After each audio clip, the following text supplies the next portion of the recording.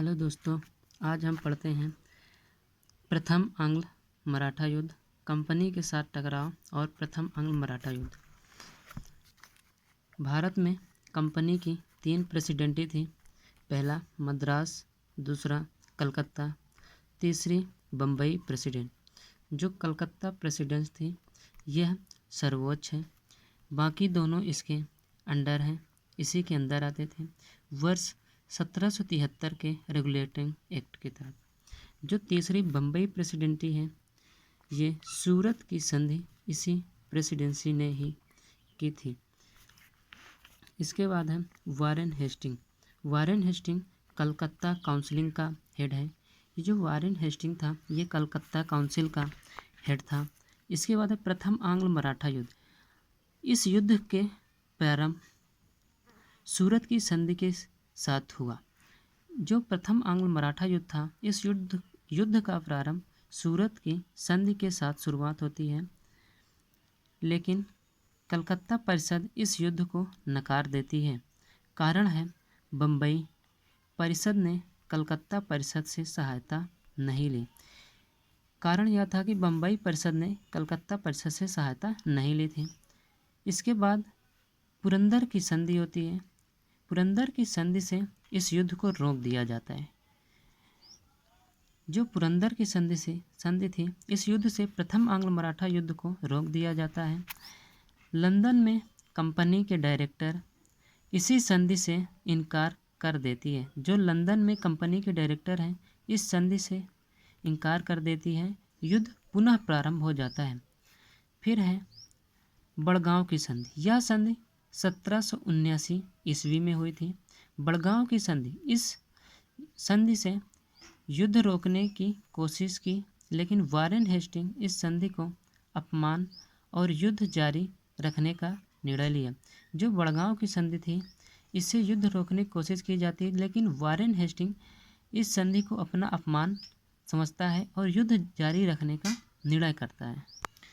बड़गांव की संधि। बड़गांव की संधि को वारेन हेस्टिंग मानने से इनकार कर देता है और युद्ध जारी रखने का आदेश देता है। इसके बाद है इसी बीच अंग्रेज़ों को पता चलता है कि निजाम, मराठे और मैसूर ये एक त्रिगुट बना रहे हैं। जो निजाम, मराठे और मैसूर हैं ये एक त्रिगुट बना रहे थे।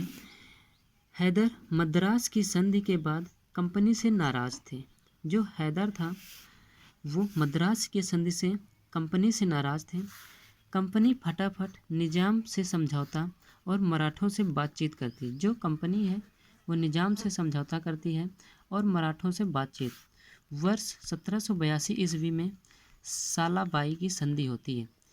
जो वर्ष 1782 ईस्वी में सालाबाई की संधि होती है, इसमें कंपनी रघुनाथ राव की मदद नहीं करने का निर्णय लेती है और 25,000 रुपये पेंशन पाकर गुजरात चले गए। जो रघुनाथ राव हैं इन्हें 25,000 रुपये पेंशन देती है, कंपनी देती है और ये पेंशन पाकर गुजरात चले जाते हैं।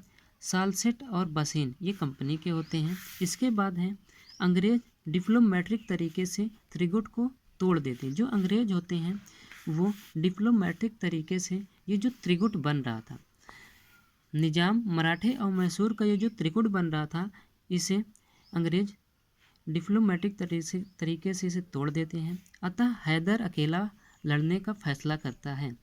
अब हैदर अली जो थे वो अकेला पड़ जाता है और यह अकेला ही युद्ध लड़ने का फैसला करता है और द्वितीय आंग्ल मैसूर युद्ध का प्रारंभ हो जाता है। सन 1780 ईस्वी में द्वितीय आंग्ल मैसूर युद्ध प्रारंभ होता है। प्रारंभ में हैदर अंग्रेजी सेना को कई स्थान पर परास्त करता है। जो हैदर अली है वो अंग्रेजी सेना को प्रारंभ में कई स्थानों पर परास्त करता है, लेकिन पोर्ट नोवा के युद्ध में हैदर परास्त हो जाता है। लेकिन जो पोर्ट नोवा का युद्ध है यहाँ पे हैदर परास्त हो जाता है और वर्ष 1782 में हैदर की मृत्यु हो जाती है। इसके बाद है हैदर के बाद कंपनी टीपू सुल्तान के हाथों में। हैदर की मृत्यु के बाद जो कमांड होती है वो टीपू सुल्तान के हाथों में होती है, लेकिन वर्ष 1784 में मंगलौर की संधि होती है और वर्ष 1784 ईस्वी में मंगलौर की संधि होती है। इसके बाद है कार्नवालिस का भारत आगमन। कॉर्नवालिस का भारत आगमन के बारे में हम कल पढ़ेंगे। अगर यह वीडियो अच्छा लगे तो वीडियो को लाइक करें, शेयर करें और चैनल को सब्सक्राइब करें। धन्यवाद।